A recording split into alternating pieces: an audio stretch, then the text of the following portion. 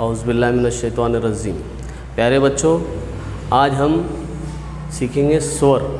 स्वर यानी हुरूफ़ इल्लत, जिसे अंग्रेज़ी में हम कहेंगे वॉवेल्स। स्वर जैसा उर्दू में होता है ज़ेर ज़बर पेश। उर्दू सीखने के लिए, उर्दू अल्फाज बनाने के लिए जिस तरह से ज़ेर ज़बर का इस्तेमाल होता है, उसी तरह मराठी में शब्द बनाने के लिए स्वर का इस्तेमाल होता है।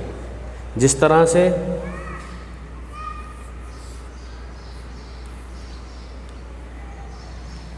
अ, क्या है अ, उर्दू में लिखेंगे अ। इसकी मिसाल लिखेंगे अनानस।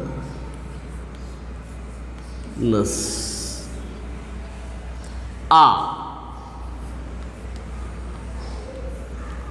अमद आ,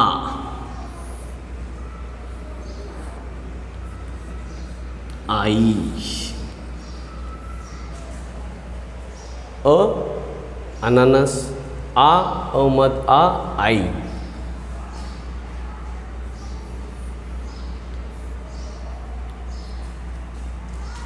ई अलिफ ज़ेर ई, ई अलिफ ज़ेर ई। इसकी मिसाल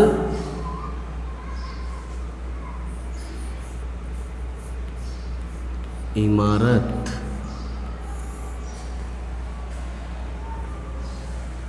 ई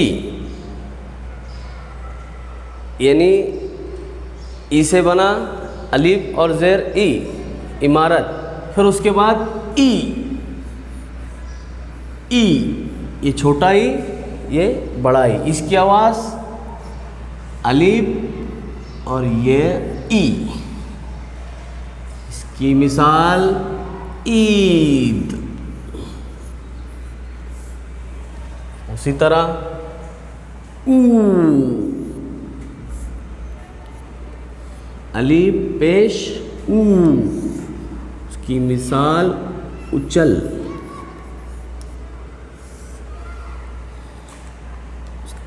ऊ, अलिफ पेश वाव बना ऊ। इसकी मिसाल ऊन। फिर ए, अलिफ ये ए। इसकी मिसाल एक, ए। अलिफ ज़बर ये ए, ऐसे। ओ,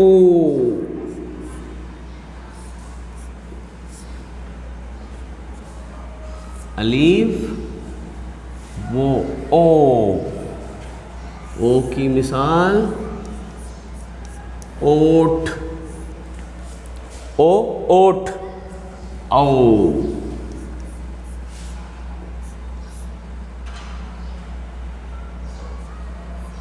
अलिफ ज़बर वाव औ।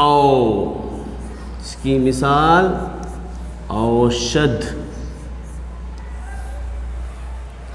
अम, अम अम।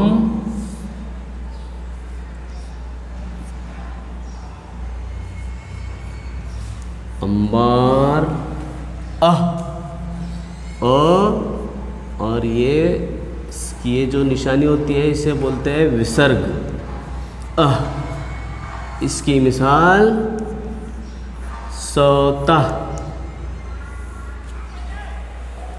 अभी देखो ये स्वर कितने हैं? 1 2 3 4 5 6 7 8 9 10 11 12।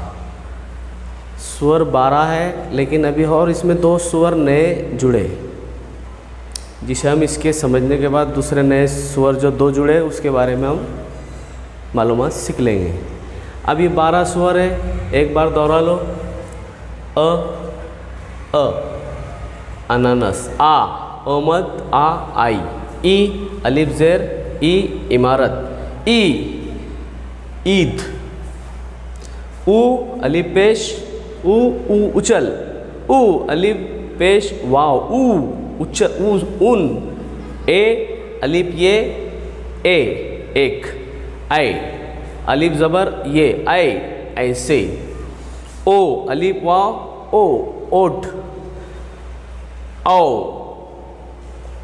अलिफ ज़बर वाव औ औषध, अम अलिफ मीम अम अलिफ और म, अंबार, अलिफ ह सौता। अब इसे ये जो है अनुस्वार बोलेंगे हम इसे, अम के ऊपर जो नुक्ता है, जो टिम्ब है उसे अनुस्वार बोलेंगे, और ये जो दो निशान है, जो दो नुक्ते हैं ओ को, इसे विसर्ग बोलेंगे।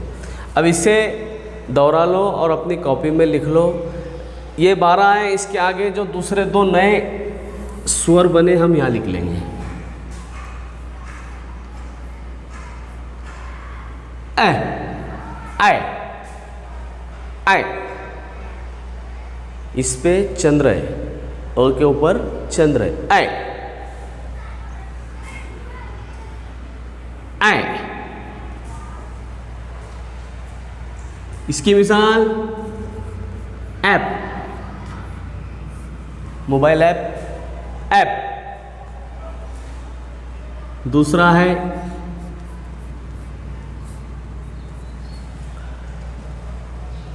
आओ, आओ, आओ, आओ। इसकी मिसाल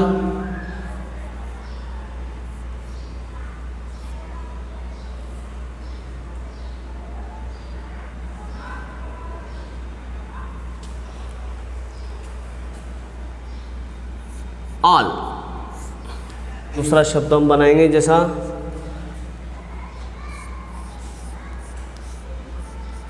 कॉल, आओ, ऐ आओ। ये 12 के बाद जो दो स्वर जुड़े ये वाले हैं, इसे पूरी तरह समझ ले। अब इसका इस्तेमाल किस तरह से होता है हमारे को देख सीखना है। यानी अ आ, इसके लिए क्या होता है, ई के लिए क्या होता है।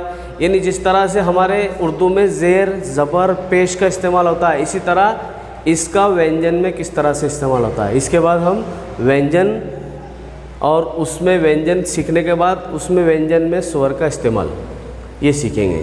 तो बच्चों ये एक बार गौर से देख लो और इसको समझ लो। जब तक कि आपको ये समझ में नहीं आएगा तो ये आपको अक्षर में मिलाते नहीं आएगा। ये इतना ज़रूरी है जितना हमारे को उर्दू सीखने के लिए ज़ेर ज़बर का इस्तेमाल, अंग्रेज़ी सीखने के लिए वावेल्स का इस्तेमाल, उसी तरह मराठी के शब्द सीखने के लिए हमारे को स्वर का इस्तेमाल ज़रूरी है। ठीक है, इसे गौर से सुन लो और गौर से देख लो, समझ लो, बार बार देखो और इसे अपनी कॉपी में इसकी कॉपी करो, अच्छी हैंड राइटिंग में लिखो और इसे समझ लो। अस्सलाम वालेकुम।